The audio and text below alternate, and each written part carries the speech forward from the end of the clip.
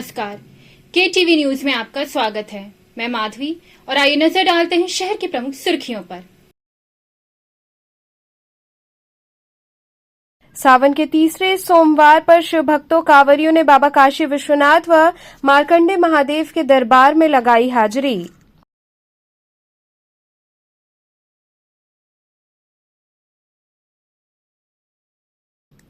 Cantt थाने की police ने अंतर्राज्यीय शातिर अपराधी को मुठभेड़ के दौरान किया गिरफ्तार।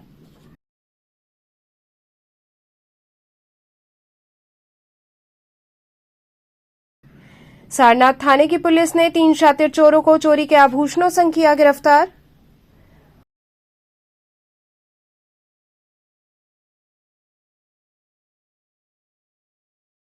और विश्वनाथ गली व्यवसायी संघ द्वारा बाबा विश्वनाथ के जलाभिषेक हेतु निकाली गई भव्य शोभा यात्रा।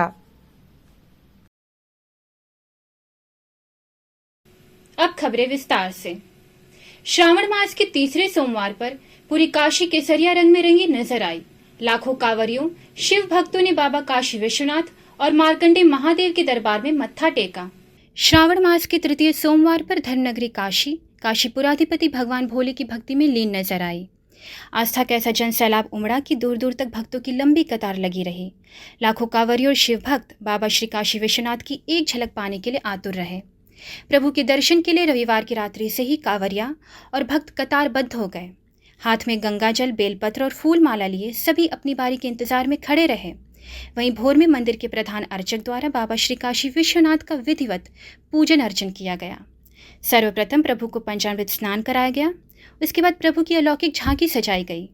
प्रभु की विराट मंगला आरती संपन्न हुई। इसके बाद भक्तों के लिए मंदिर का पट खोल दिया गया। मंदिर का कपाट खुलते ही पूरा मंदिर परिक्षेत्र हर हर महादेव और बोल बम के उद्घोष से गुंजायमान हो उठा। वहीं श्री काशी विश्वनाथ धाम में तृतीय श्रावण सोमवार पर वाराणसी मंडलायुक्त कौशल राज शर्मा, मुख्य कार्यपालक अधिकारी मंदिर न्यास विश्वभूषण, पुलिस उपायुक्त काशी जोन एवं अन्य अधिकारियों द्वारा आगंतुक श्रद्धालुओं का पुष्प वर्षा कर स्वागत किया गया। कतारबद्ध श्रद्धालुओं ने प्रभु की झांकी दर्शन किया और उन्हें श्रद्धा भाव से बेलपत्र, माला, फूल इत्यादि अर्पित करते हुए जलाभिषेक किया। भक्तों की अपार भीड़ को देखते हुए प्रशासन द्वारा व्यापक प्रबंध रहे। क्षेत्र में यातायात प्रबंधित रहा, साथ ही बैरिकेडिंग की गई थी।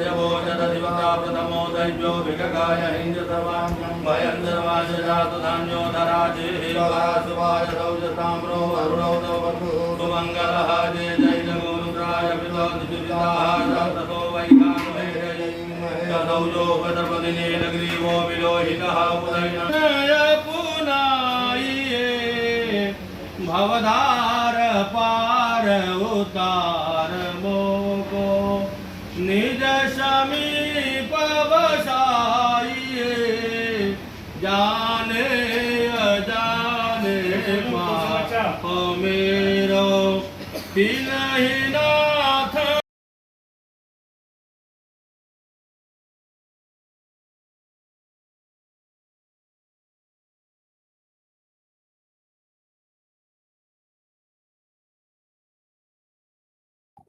किस तरह की व्यवस्था है? आज श्रावण मास का तीसरी सोमवार है और काफी संख्या में श्रद्धालु दर्शन कर रहे हैं, गंगा जी में स्नान कर रहे हैं और हर जगह सीसीटीवी ड्रोन के जरिए मॉनिटरिंग किया जा रहा है।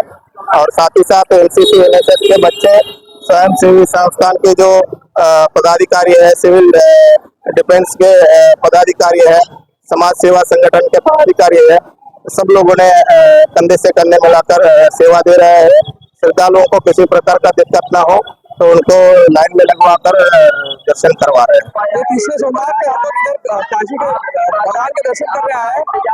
बहुत बढ़िया दर्शन हुआ हम लोगों का। हर हर महादेव। भक्तों को दर्शन में किसी प्रकार की परेशानी ना हो, इसके लिए काफी संख्या में फोर्स तैनात रही। वहीं सामाजिक संगठन के सदस्यों द्वारा श्रद्धालुओं में फलाहार का वितरण किया गया। आज सावन के पवित्र महीने में तीसरे सोमवार को बाबा के भक्तों के लिए दही, चीनी, लस्सी ये हम लोग फेंट के पिला रहे हैं, जिससे बाबा के भक्त एकदम तृप्त हो। इतनी दोपहरिया में लगे हुए हैं, जिनके लिए कोई व्यवस्था नहीं है, उनके लिए ये होटल आदेश पैलेस की तरफ से ये व्यवस्था है। इसी कड़ी में कैथी स्थित मार्कंडे महादेव मंदिर में भक्तों की काफी भीड़ देखने को मिली। दूर दराज से पहुंचे शिव भक्तों ने बाबा के दरबार में मत्था टेका और श्रद्धा भाव से उन्हें जल, दूध, बेलपत्र, मदार की माला सहित फल फूल मिष्ठान अर्पित कर जीवन मंगल की कामना की। काशी से 30 किलोमीटर दूर मार्कंडे महादेव मंदिर स्थित है, जिसे लेकर लोगों के मन में गहरी श्रद्धा है। भगवान शिव के इस पावन धाम को लेकर एक पौराणिक कथा प्रचलित है।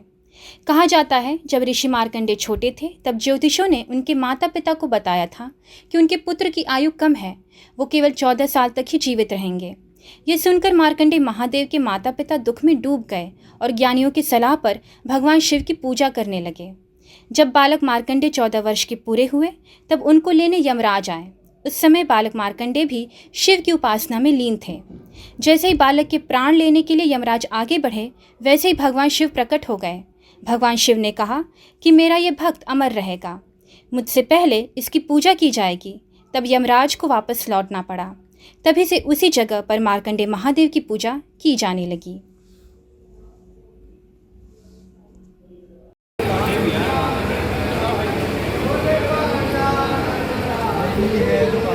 चलिए आप चलिए आगे बढ़िए, चलिए ये लीजिए, चलिए चलिए चलिए चलिए आगे बढ़िए। माता जी को ज्ञान देके जाइए।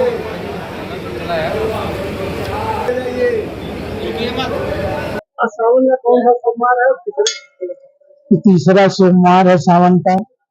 लगभग अभी तक कितने भक्त दर्शन कर? भक्तों का तो बहुत आंकड़ा, सुबह 2 बजे से ही भक्त चल रहे हैं, रात्रि को 11 बजे तक दर्शन करेंगे। मार्कंडे महादेव का कोई कहानी है? मार्कंडे जी का ये अद्भुत जगह, जगत में 2 ही दुर्लभ स्थान, एक मार्कंडे जी, दूसरा दुर्वासा ऋषि। और भगवान मार्कंडे जी के मुखारबिंद से 700 श्लोक निकला है। अब भगवान कृष्ण के मुखारबिंद से भी 700 श्लोक निकला है।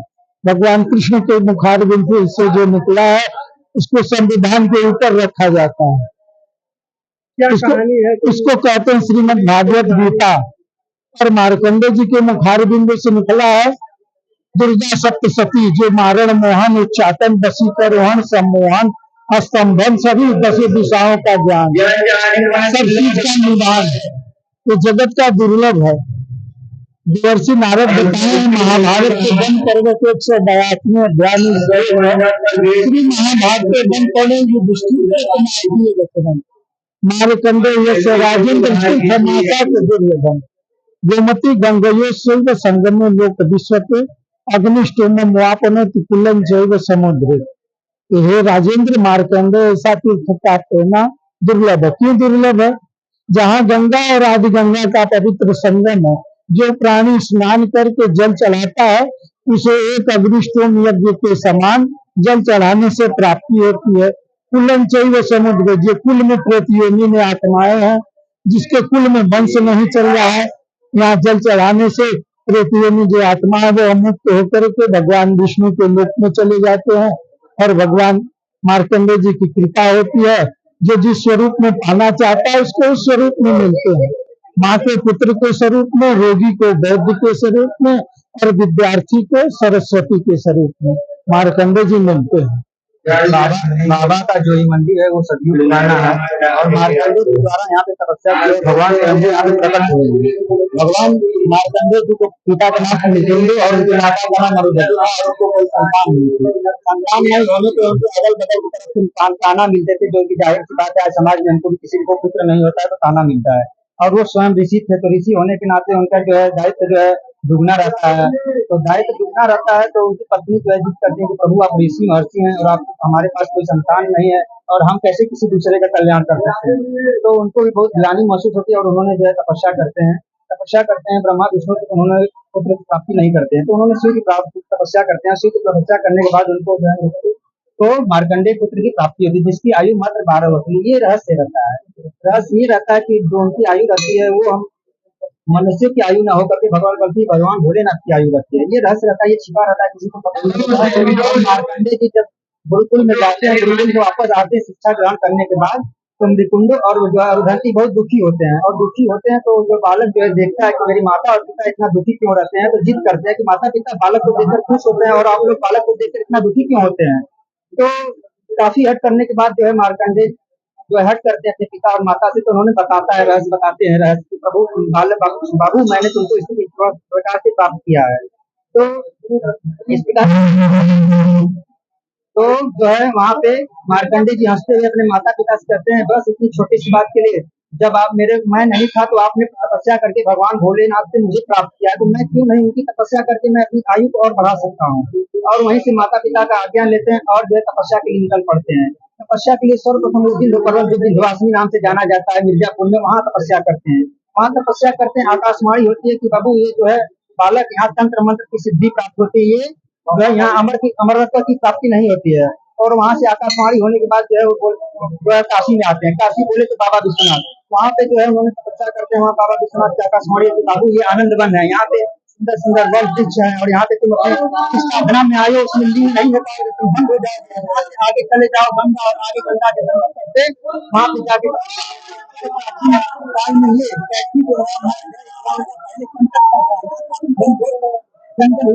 और गंगा से पहले आदि गंगा जिससे गोमती बोलते हैं, तो गोमती और आदि गंगा के बीच जो है यहाँ पे भगवान मार्कंडेय जी तपस्या करते हैं, बालक का शिवलिंग निर्माण करते हैं। और जब उनकी आयु पूर्ण होती है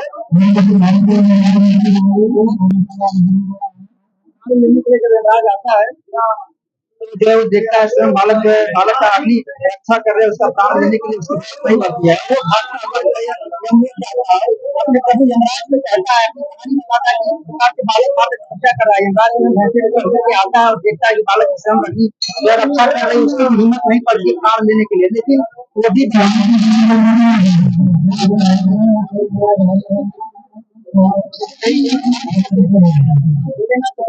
प्रकट हो जाते हैं।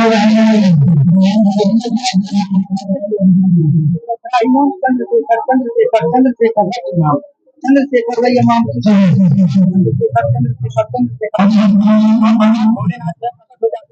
बालक है, तुमसे प्रसन्न हुआ, वर मांगो क्या मांगते मार्कंडेय जी ने यही वर मांगता है कि जिस प्रकार मेरे आपको संतान देंगे, इसलिए भगवान भोलेनाथ को मार्कंडेय जी ने किया हुआ है। तो ये और दूसरा जो है उन्होंने मानते हैं कि यहाँ पे आयु और जो है जो बहुत बीमार होता है परेशान रहता है इसलिए आए दूसरा बात है कि तीसरा जो है मार्कंडेय जी जो है महाप्रलय देखते हैं। महाप्रलय देखने में कोई नहीं महाप्रलय देखता है, मात्र जो है श्री कृष्ण देखे और जो है मार्कंडेय जी देखे हैं। तो ये मार्कंडेय जी की शार्ट में छोटी कहानी थी। बोलिए प्रेम से मार्कंडेय महादेव की जय, बाबा भोलेनाथ की जय।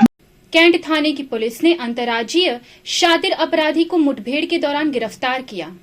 एक अदद अवैध देशी तमंचे व कारतूस के साथ अंतर्राज्यीय शातिर अपराधी थाना कैंट पुलिस द्वारा मुठभेड़ के दौरान गिरफ्तार हुआ, जिसके कब्जे से चोरी के आभूषण, एक अदद KTM RC मोटरसाइकिल, 3 अदद मोबाइल फ़ोन व 1200 रुपये नकद बरामद हुआ। थाना कैंट पुलिस टीम द्वारा चेकिंग के दौरान थाना कैंट कमिश्नरेट वाराणसी से संबंधित वांछित अभियुक्त सुरेंद्र जायसवाल और सुरेंद्र तिवारी को पुलिस मुठभेड़ के दौरान मनशानगर मंदिर अनौला टकटकपुर थाना कैंट से गिरफ्तार किया गया। अभियुक्त के कब्जे से एक अदद नाजायज़ तमंचा, 315 बोर, एक अदद खोखा कारतूस, 315 बोर, चोरी के आभूषण, एक अदद मोटरसाइकिल KTM RC, 2 अदद मोबाइल फ़ोन, एक अदद की पैड मोबाइल व 1200 रुपये नकद बरामद हुआ। उक्त गिरफ्तारी बरामदगी के संबंध में थाना कैंट पुलिस द्वारा अग्रेतर विधिक कार्यवाही की जा रही है। अभियुक्त एक शातिर अंतर्राज्यीय अपराधी है जिसके ऊपर पूर्व में गंभीर धाराओं में मुकदमा दर्ज है, जो चोरी, चैन स्नैचिंग, लूट, नशीले पदार्थों की तस्करी, टप्पेबाजी आदि अपराध करने का अभ्यस्त अपराधी है तथा पूर्व में भी पुलिस मुठभेड़ कर चुका है। पूर्व में पुलिस द्वारा पकड़े जाने पर अनेकों बार जेल भी जा चुका है।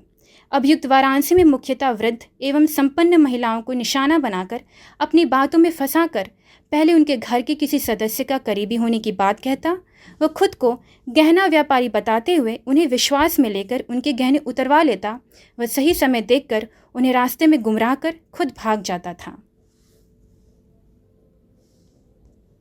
गिरफ्तार कौन हुआ है, क्या मामला? मुठभेड़ में जो अभियुक्त है उसका नाम सुरेंद्र जायसवाल उर्फ सुरेंद्र तिवारी है, जो मूलतः गोरखपुर का रहने वाला है। ये KTM बाइक पे सवार होकर बिना नंबर की बाइक को इस्तेमाल करता है और टप्पेबाजी करता है। कमिश्नरेट वाराणसी में भी इसने 3 घटनाएं करी हैं, 2 अदली बाजार की और 1 फूलपुर की है। अब तक पूछताछ से पता चला है कि विभिन्न जनपदों में इसने 28 से ज़्यादा इसमें वारदात करी हैं। इन्हीं को आज जेल भेजा गया। क्या क्या बरामद हुआ इसके पास? इनसे भारी संख्या में जो है पुलिस को आभूषण बरामद हुए हैं। जैसा हमको मैंने बताया कि सिर्फ बनारस में नहीं है और जनपदों में भी इनके आपराधिक इतिहास है और इन पे गैंगस्टर का इस पर कार्रवाई भी हुई है। तो हम यहाँ से इन पे HS खुली है कि नहीं खुली इसके संबंध में जो कंसर्न इनका जनपद है वहाँ पे पताचार करेंगे और इसके अलावा भी हो सकता है इनका आपराधिक इतिहास हो तो उसमें हम खराब हों। पुलिस टीम को इनाम इसमें? पूरी पुलिस टीम को हमारी तरफ से इसमें 25,000 रुपये का इसमें नगद को पुरस्कार दिया जाएगा। सारनाथ थाने की पुलिस ने 3 शातिर चोरों को चोरी के आभूषणों संग गिरफ्तार किया।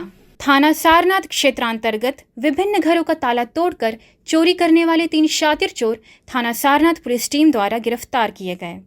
थाना सारनाथ पुलिस टीम द्वारा थाना सारनाथ से संबंधित वांछित शातिर अभियुक्तगढ़ जगमोहन, दर्शन मोदनवाल व मोहित यादव को फरीदपुर अंडरपास टीन शेड के नीचे थाना सारनाथ वाराणसी से गिरफ्तार किया गया। अभियुक्तगढ़ के कब्जे से चोरी के आभूषण व चोरी के सामान के विक्रय से शेष बचे 13,500 नगद बरामद हुआ। उक्त गिरफ्तारी बरामदगी के संबंध में थाना सारनाथ पुलिस टीम द्वारा आवश्यक विधिक कार्यवाही की जा रही है। सारनाथ के 2-3 एरियाज हैं, रघुनाथपुर, आनंद नगर और सैनिक कॉलोनी।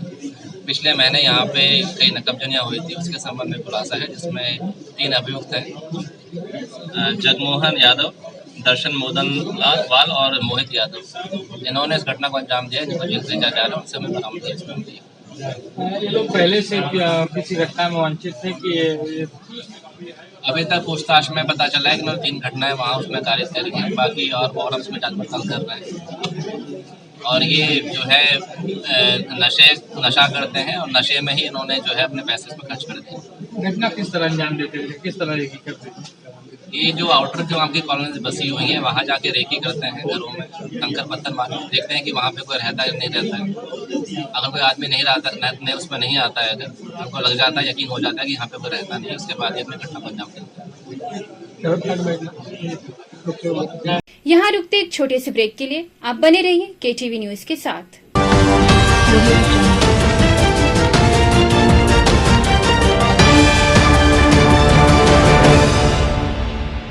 खबरों से जुड़े रहने के लिए हमारे चैनल KTV वाराणसी को सब्सक्राइब करें और लेटेस्ट अपडेट्स के लिए बेल आइकन को प्रेस करें।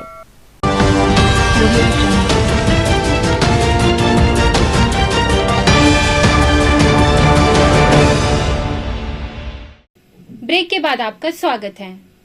सावन के तीसरे सोमवार पर विश्वनाथ गली व्यवसायिक संघ द्वारा बाबा विश्वनाथ के जलाभिषेक हेतु शोभा यात्रा निकाली गई। प्रतिवर्ष के भांति इस वर्ष भी सावन के तीसरे सोमवार को विश्वनाथ गली व्यवसायी संघ के बैनर तले विश्वनाथ गली के व्यापारियों द्वारा बाबा विश्वनाथ का जलाभिषेक किया गया। जलाभिषेक कार्यक्रम के पूर्व विश्वनाथ गली के व्यापारियों का समूह दशाश्वमेध स्थित चित्तरंजन पार्क पर एकत्रित होकर शोभा यात्रा के रूप में डमरुओं की गड़गड़ाहट एवं शंखनाद की धुनों के साथ सिंह द्वार विश्वनाथ गली से होते हुए काशी विश्वनाथ मंदिर पहुंचकर बाबा का जलाभिषेक किया।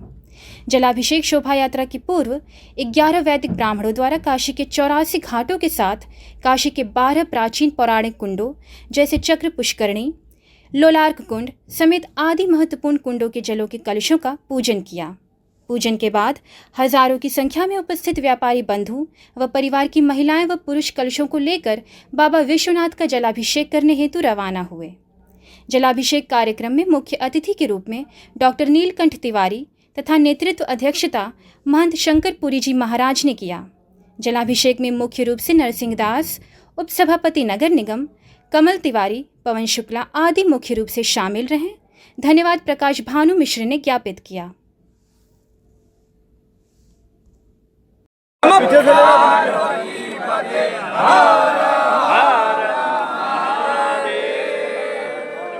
एक बार और नमः पार्वती।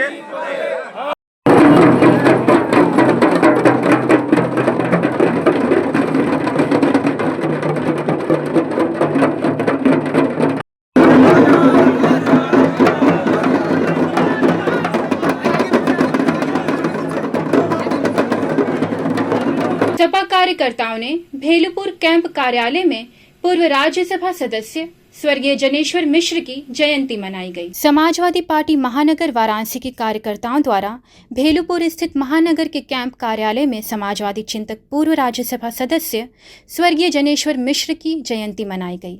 इस अवसर पर उनके राजनीतिक क्रियाकलापों एवं संघर्षों के बारे में विस्तृत चर्चा की गई। इस अवसर पर वक्ताओं ने अपने विचार व्यक्त करते हुए कहा कि वर्तमान सरकार आरक्षण को समाप्त करने की साजिश कर रही है। उसके खिलाफ सपा पीडीए के तहत आरक्षण बचाने हेतु संविधान मान स्तंभ के सामने एक स्वर में संकल्प लिया। इस दौरान महानगर अध्यक्ष दिलीप डे ने कहा कि आज जनेश्वर मिश्र जैसे नेताओं की सोच को आगे बढ़ाने की ज़रूरत है। वर्तमान सरकार युवाओं को नौकरी नहीं दे रही है। आरक्षण न देना पड़े इसलिए निजीकरण करके दलितों, पिछड़ों, अल्पसंख्यकों को आरक्षण से वंचित करने के लिए साजिश किया जा रहा है। कार्यक्रम का संचालन योगेंद्र यादव ने किया तथा धन्यवाद ज्ञापन रामजी यादव ने दिया। इस मौके पर बड़ी संख्या में समाजवादी पार्टी के कार्यकर्ता उपस्थित रहे।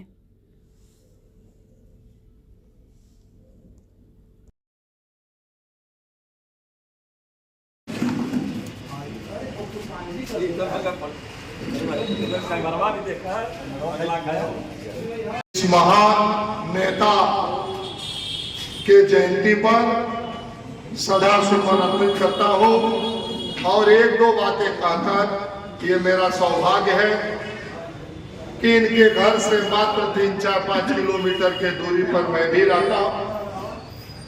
मैं भी वहीं का रहने वाला हूँ और तमाम सरकारों में मुरारजी देसाई से लेकर बीपी सिंह से लेकर चंद्रशेखर से लेकर और देवगढ़ा से लेकर तमाम सरकारों में 7 बार मंत्री रहे आदरणीय जनेश्वर मिश्रा जी, लेकिन उसके बावजूद भी दिल्ली से लेकर लखनऊ, लखनऊ से लेकर इलाहाबाद और इलाहाबाद से लेकर गांव तक कभी मकान उनका नहीं बना। आज जनेश्वर मिश्रा जी का जन्मदिन है 5 अगस्त। श्रद्धेय जनेश्वर मिश्रा जी पूर्व केंद्रीय मंत्री, समाजवादी पार्टी के पूर्व राष्ट्रीय अध्यक्ष एवं सादगी के प्रतीक माननीय जनेश्वर मिश्रा जी का आज जन्मदिन है और ये बैठक उनको याद करते हुए 12:30 बजे से ये बैठक चल रही है। आज उनके जन्मदिन के उपलक्ष्य में सबसे बड़ा जरूरी चीज है जो समाजवादी संविधान मान स्तंभ रखा गया है, जो प्रतिष्ठा किया गया है। आज इनके जन्मदिन पर हम लोग सारे लोग मिलकर इस बात को संकल्प लेते हैं कि किसी भी स्थिति में ये जो सरकार आरक्षण को समाप्त करना चाहती है, संविधान को खत्म करना चाहती है, संविधान में फेरबदल करना चाहती है, उसके खिलाफ हम लोग लामबंद होकर लड़ेंगे। इस बात का आज हम लोग शपथ ले रहे हैं। आज श्रद्धेय जनेश्वर मिश्रा जी के जन्मदिन में ये जो संविधान मान स्तंभ रखा गया है, संविधान मान स्तंभ का जो प्रतिष्ठा यहाँ पर स्थापित किया गया है, डॉक्टर भीमराव अंबेडकर द्वारा जो बनाई गई संविधान है, जिसको साजिश के तहत वर्तमान सरकार, मोदी योगी की सरकार उसको खत्म करना चाहती है। लगातार आप देख रहे हैं कि पेपर लीक हो रहा है। पेपर लीक किस लिए हो रहा है? किसी को सरकारी नौकरी न दिया जाए, किसी को सरकारी नौकरी न देना पड़े। सरकारी नौकरी देना पड़ेगा तो उसमें आरक्षण की बात आएगी, और आरक्षण की बात होगी तो फिर आरक्षण देना पड़ेगा, और आरक्षण देना नहीं चाहती है सरकार, इसलिए सारे रोजगार प्राइवेट कर दे रही है, प्राइवेटाइजेशन में चली जा रही है, जिस वहां पर आरक्षण का कोई जरूरी नहीं है, वहां आरक्षण का कोई बहस नहीं है। इसलिए हम लोग इस बात का संकल्प लेकर आज इस बैठक को समाप्त करेंगे कि आने वाले दिनों में चाहे जितने भी हम लोग को कुर्बानी देना पड़े, हम लोग इस लड़ाई को लड़ेंगे। किसी भी स्थिति में संविधान से छेड़छाड़ नहीं करने देंगे, संविधान को बदलने नहीं देंगे। इसी के साथ आज इस बैठक खत्म होगा। धन्यवाद। आज हमारे पूर्व केंद्रीय मंत्री जनेश्वर मिश्र जी की जयंती है, 92वीं जयंती है, और पार्टी की मासिक बैठक दोनों एक साथ आहूत 12 बजे से आहूत की गई थी, जो वर्तमान चल रही है ये बैठक। और इस बैठक में ये विचार विमर्श के तहत तय किया गया कि आने वाले समय में सरकार के द्वारा जो भी अत्याचार, भ्रष्टाचार और गरीबों को उजाड़ा जा रहा है, अनैतिक तरीके से जो अन्यायपूर्ण तरीके से कार्य हो रहा है, तमाम कुरीतियों के खिलाफ समाजवादी पार्टी आने वाले समय में संघर्ष के लिए अब तैयार है। यातायात विभाग द्वारा अभियान चलाकर विद्यार्थियों को यातायात नियमों का पालन करने हेतु जागरूक किया गया। पुलिस आयुक्त वाराणसी तथा पुलिस उपायुक्त यातायात व अपर पुलिस उपायुक्त यातायात के निर्देशन में राजा तालाब स्थित स्कूल में कार्यशाला आयोजित कर छात्र छात्राओं को प्रोजेक्टर के माध्यम से तथा प्रश्नोत्तर के द्वारा यातायात नियमों के प्रति जागरूक करने का प्रयास किया गया। यातायात निरीक्षक अरुण कुमार तिवारी द्वारा अपने संबोधन में सभी बच्चों को यातायात के नियमों का पालन करने के साथ साथ उन्हें यह भी बताया गया कि जब तक आप सभी की उम्र 18 वर्ष की न हो जाए और वैध ड्राइविंग लाइसेंस न हो तब तक वाहन कदापि न चलाएं। उप निरीक्षक यातायात नारायण सिंह व देवानंद बरनवाल द्वारा भी यातायात नियमों के प्रति जागरूक करते हुए प्रोजेक्टर के माध्यम से सचित्र वर्णन किया गया तथा बच्चों द्वारा पूछे गए सवाल को सही तरीके से जवाब देते हुए उन्हें समझाने का भी प्रयास किया गया। अंत में यह कार्यशाला इस प्रेरणादायक संदेश के साथ कि सड़क दुर्घटना में एक नेक व्यक्ति की भूमिका निभाते हुए पीड़ित व्यक्ति की मदद करना हम सभी की परम जिम्मेदारी है के संदेश के साथ समाप्त हुई। उक्त कार्यशाला में किरण शर्मा, मुनमुन सेन गुप्ता के साथ यातायात कर्मी भी उपस्थित रहे। तो चलते चलते पुनः नजर डालते हैं शहर की प्रमुख सुर्खियों पर। सावन के तीसरे सोमवार पर शिव भक्तों कांवरियों ने बाबा काशी विश्वनाथ व मार्कंडे महादेव के दरबार में लगाई हाजिरी।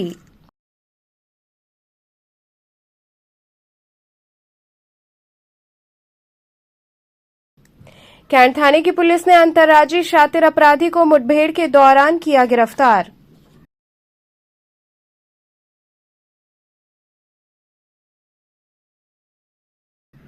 सारनाथ थाने की पुलिस ने 3 शातिर चोरों को चोरी के आभूषणों संग किया गिरफ्तार।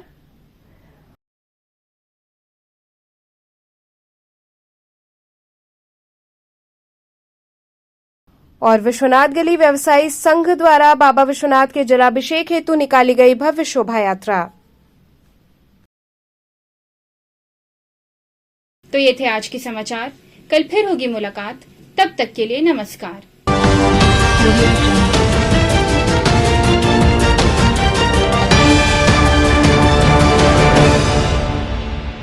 खबरों से जुड़े रहने के लिए हमारे चैनल KTV वाराणसी को सब्सक्राइब करें और लेटेस्ट अपडेट्स के लिए बेल आइकन को प्रेस करें।